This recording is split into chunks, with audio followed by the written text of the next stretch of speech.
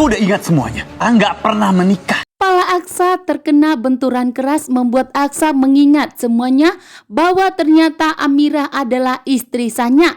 Sementara Thalita, Aksa tidak pernah menikah dengan Thalita. Saat ini pun Aksa telah mengingat kembali jati dirinya. Mengalami kecelakaan dan kepalanya Aksa pun terbentur keras ke batu, membuat Aksa pun mengingat semuanya. Aksa mengingat kembali semua masa lalunya dengan Amira.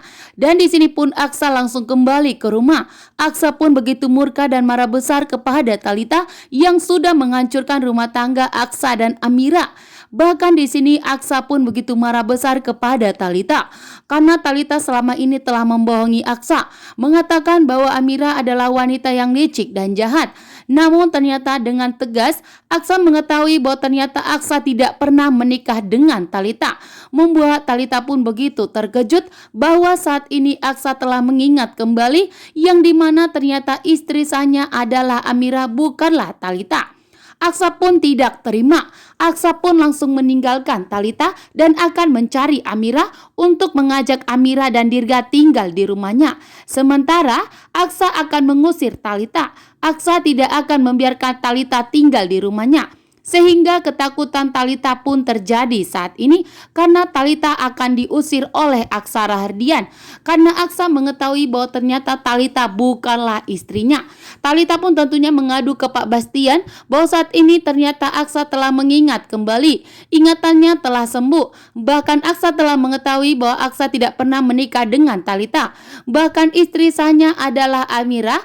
Bahkan Dirga adalah anak kandungnya. Dengan tegas Aksa akan mencari Amira dan akan membawa Amira dan Dirga tinggal bersamanya. Sementara Amira dan Dirga tinggal di pinggir jalan karena saat ini Amira tidak mempunyai biaya untuk mengontrak rumah dan Amira dan Dirga pun terpaksa tinggal di pinggir jalanan, membuat Aksa pun begitu kasihan dan terkejut.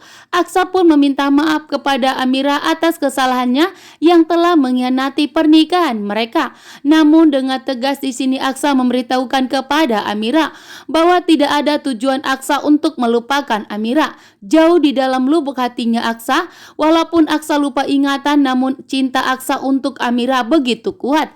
Bahkan walaupun Thalita telah membohongi Aksa, namun Aksa tidak pernah tidur sekamar dengan Thalita. Bahkan Aksa pun belum pernah menyentuh tubuhnya Thalita, membuat Amira tentunya sangat terkejut bahwa ternyata setelah Aksa menjelaskan kepada Amira bahwa ternyata Aksa lupa ingatan di saat Aksa dan Amira dan Dirga 5 tahun yang lalu mengalami kecelakaan bis, ternyata Aksa pun lupa ingatan. Pak Bastian dan Thalita membawa Aksa ke luar negeri untuk berobat. Namun ternyata perobatan tersebut tidak membuat Aksa mengingat semua masa lalunya. Dan disitulah Pak Bastian dan Thalita mempunyai kesempatan untuk memisahkan Aksa dan Amira dan untuk membohongi Aksa, mengatakan bahwa Thalita adalah istrinya Aksa, sementara Amira adalah wanita yang licik dan jahat dan anak seorang bos mafia besar yang harus dilupakan oleh Aksa, dan mengatakan bahwa Amira adalah penyebab Aksa mengalami kecelakaan. Betapa kaget dan terkejutnya Amira di sini setelah mengetahui bahwa ternyata dirinya salah paham, bahwa ternyata Amira sudah sempat marah besar dan benci kepada Aksa. Namun saat ini Aksa menjelaskan kepada Amira bahwa ternyata Aksa mengalami lupa ingatan. Saat ini pun Aksa meminta maaf dan mengajak Amira dan Dirga untuk tinggal bersamanya. Sementara itu di perjalanan Aksa bertemu dengan Ibu Yuni. Aksa hampir menabrak Ibu Yuni yang terkapar di tengah jalan akibat kejahatan dan kelicikan anak buah dari Pak Bastian. Ibu Yuni pun jatuh pingsan. Ibu Yuni pun hampir dinyatakan meninggal dunia. Namun ternyata Ibu Yuni masih diselamatkan. Ibu Yuni pun dicelakai oleh anak Pak Bastian. Ibu Yuni akan mengadu ke Pak